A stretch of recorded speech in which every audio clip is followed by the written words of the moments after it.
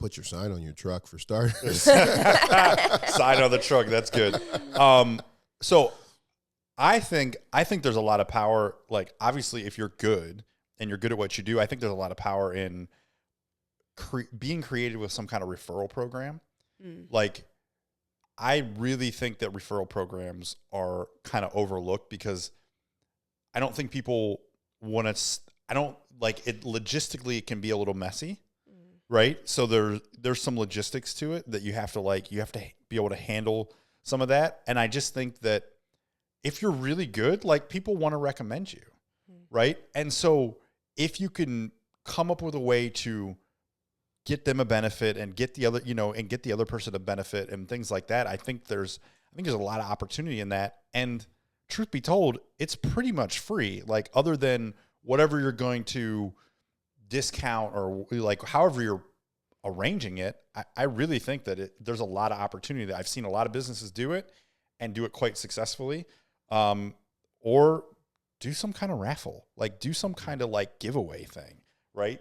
Those two things are like, but yeah, I think they're easier to do than getting into Facebook ads, because if you like, the reality is you don't know your messaging and you don't know like the way to get people to click on things, you're just handing Zuckerberg money. Like, you're literally just going to hand him money and it's going to go away quickly and you're going to be upset. And I agree with that 100%, especially the raffle piece. So I'll divide it. So let's go products first. So restaurant and retail. And retail, that can include online. I think beyond threshold marketing, you can write that down if you're not familiar with the term, and gamification of beyond threshold marketing. And so what I mean by that is fill up a bucket and put it on your counter at your restaurant with cubic zirconia diamonds, and then put one real one in there. And every time somebody comes to eat, they get to pick one out. And they can go to the jeweler next door and have it looked at. Like, gamify the beyond threshold marketing. That's a big deal. You can do that with raffles. Shopify gets it. They've got plugins where you can spin a wheel every time you go to the site before you even make a purchase. And so that is a big deal. Have some fun with some people while they're in your presence. And that's free and that is easy. And the referrals, of course. But before I even do the referrals, I don't know if you noticed on the side of my Starbucks cup, somebody this is a drive-through a block from your house, so I don't know these people. Yep. They took a Sharpie and drew 3 little hearts on the side of my Starbucks cup. I was at the drive-through, so it wasn't my rugged good looks. They had no idea who they were doing this for, right? And it still made a difference. So I think that's part of the beyond threshold marketing as well. Then on service businesses, I also believe that one of the things all businesses that's available to you is get very specific about helping people help you through Google reviews. Don't just ask them, like, if they tell you they had a great time, don't just ask them for the Google review. Help them give you the Google review.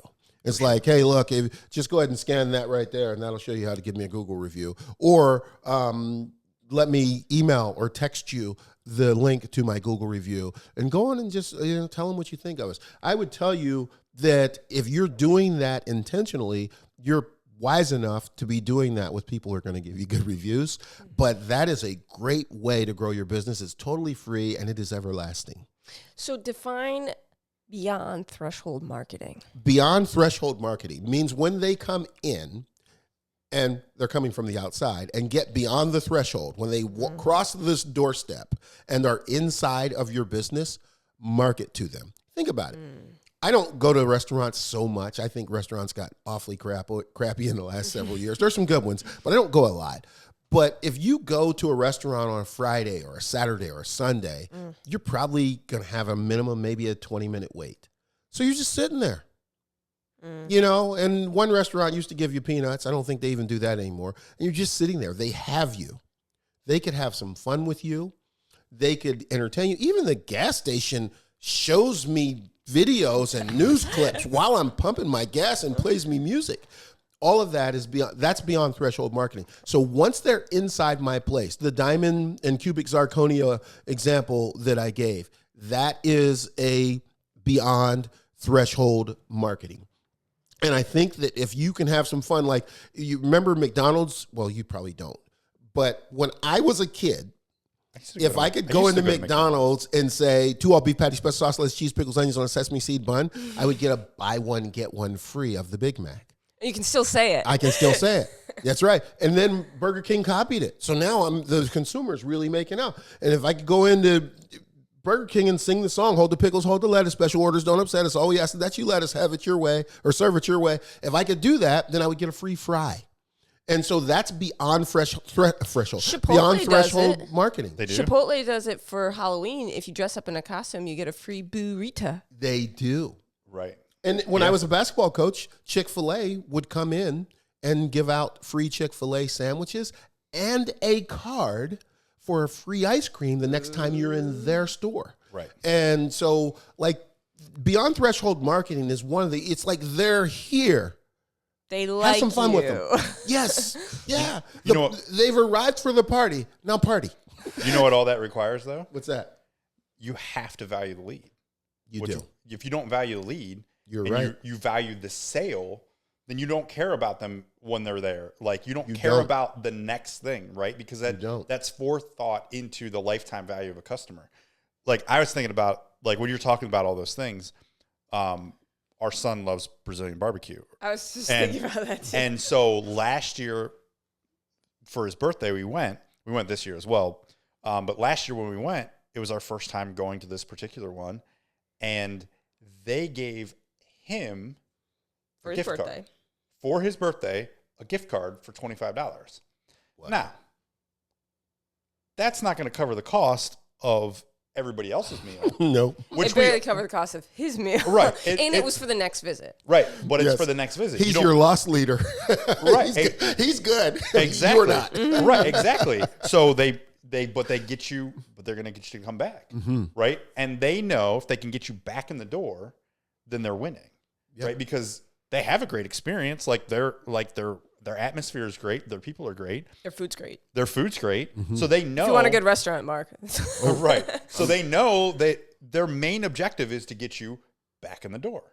So anyways. So then does it come back to relationships? Like, is really the foundation of any good marketing build relationships, whether that be when they come through the door, whether that be through email, whether that be through nurturing the lead? Doesn't it all come back to thinking about how can I make them feel good? How can I make them feel special? It does. For sure. And if you want to peel back the onion even a little bit further, this is a little bit corny and maybe the wrong platform, but I don't care. I got to share it because it's what is needed. It comes down to belief. You know, shooters don't shoot because they don't. I'm talking basketball now. Shooters don't shoot because they don't believe that the shot's going in. And I used to coach. I had a player, and she used to say, "I'm a shooter, coach," and then she'd go into a game and not take one shot. I'm like, well, if you've described yourself as a shooter and you're not shooting the ball while you're in, why are you in my office the next day saying, why didn't I play?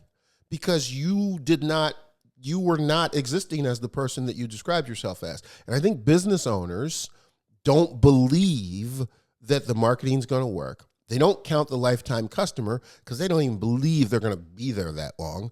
And because they don't believe in that future, they don't do the things today. Because if I believed that the ocean was going to rise above my eyeballs tomorrow, I would go get a boat today or I would leave, right?